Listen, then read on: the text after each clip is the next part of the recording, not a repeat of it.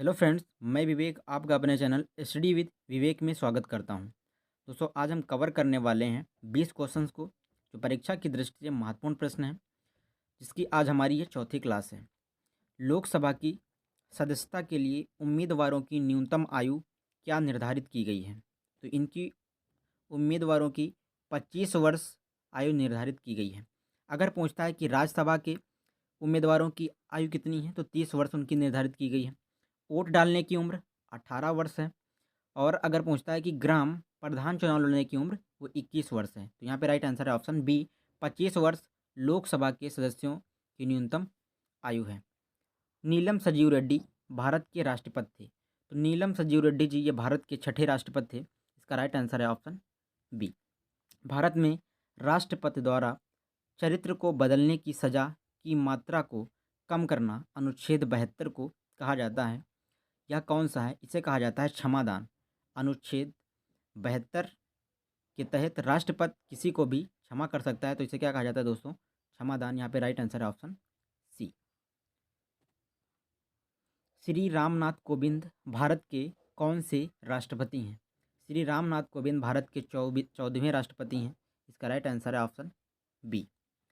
रामनाथ कोविंद को वर्ष 2017 में भारत के राष्ट्रपति के रूप में चुना गया। तो ये भारत के 14वें राष्ट्रपति के रूप में चुना गया। भारत के राष्ट्रपति का कार्यकाल कितने वर्ष का होता है? तो भारत के राष्ट्रपति का कार्यकाल ये 5 वर्ष का होता है। यहाँ पे ऑप्शन सी राइट है, 5 वर्ष का होता है।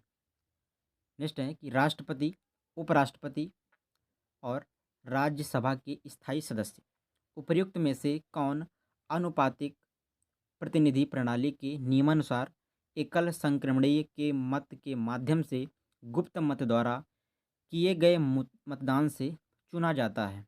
तो यहाँ पे केवल 1 और 2 राइट हैं। राष्ट्रपति और उपराष्ट्रपति ही गुप्त मतदान से चुने जाते हैं। यहाँ पे राइट आंसर है ऑप्शन ए, 1 और 2 राइट है। राष्ट्रपति और उपराष्ट्रपति ही चुने जाते हैं। भारत का निम्नलिखित में से कौन सा राष्ट्रपति निर्विरोध निर्वाचित हुआ था? निर्विरोध निर्वाचित हुआ था, तो इनका राइट आंसर है ऑप्शन सी, नीलम संजीव रेड्डी जी जो निर्विरोध निर्वाचित हुए थे।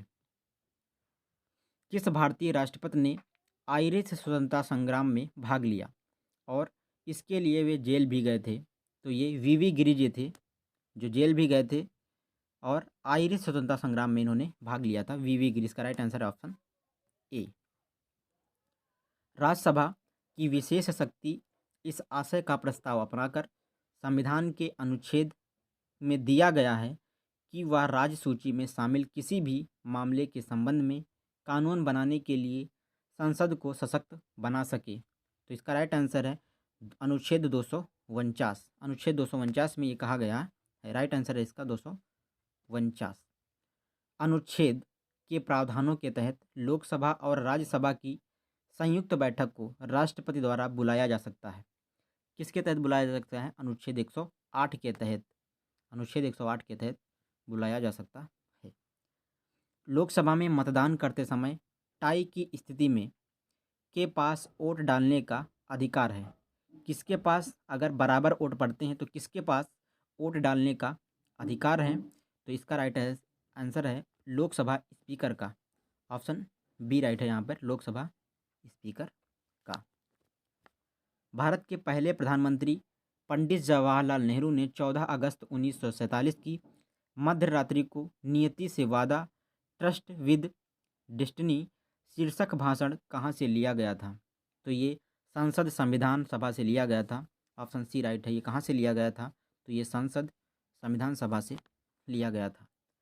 इनमें से कौन सा भारत का कार्यवाहक राष्ट्रपति नहीं है? वह कौन सा है जो इसमें से भारत का कार्यवाहक राष्ट्रपति नहीं है? तो इसका राइट आंसर है option B, doctor Zakir Hussain ji. ये भारत के प्रथम मुस्लिम राष्ट्रपति थे, doctor Zakir Hussain right answer है। भारत में राष्ट्रपति अपना कार्यकाल पूरा करने से पहले अपना त्यागपत्र किसको सौंपता है? जो राष्ट्रपति है ये उपराष्ट्रपति को सौंपता है। यहाँ पे राइट आंसर है ऑप्शन बी। अनुसूचित जनजाति के संरक्षण के लिए एक क्षेत्र को अनुसूचित क्षेत्र के रूप में घोषणा करने की शक्ति किसके पास होती है? तो ये भारत के राष्ट्रपति के पास होती है घोषणा करने की शक्ति। यहाँ पे राइट आंसर है ऑप्शन बी। राष्ट्रपति द्वारा राज्यसभा में कितने सदस्यों को नामित किया जाता है? तो राष्ट्रपति द्वारा राज्यसभा में 12 सदस्यों को नामित किया जाता है। कला संस्कृति से ये इन्हें किया जाता है। 42वें संविधान संशोधन के माध्यम से भारतीय संविधान में कितने मौलिक कर्तव्य सम्मिलित किए गए थे? 42वें संविधान संशोधन के तहत भारत के संविधान में 10 मौलिक कर्तव्य ऐड किए गए थे। यहाँ पे राइट आंसर है ऑप्शन सी। मार्च 2019 तक उपलब्ध जानकारी के अनुसार भारतीय संविधान में कितने मौलिक कर्तव्य हैं? भारतीय संविधान में 11 मौलिक कर्तव्य हैं। यहाँ पे राइट आंसर है ऑप्शन डी। मौलिक कर्तव्य से अनुच्छेद संबंधित अनुच्छेद 51A को संविधान के द्वारा शामिल किया गया। किस संविधान के द्वारा शामिल किया गया? ये 42वें संविधान संशोधन अधिनियम के तहत शामिल किया गया।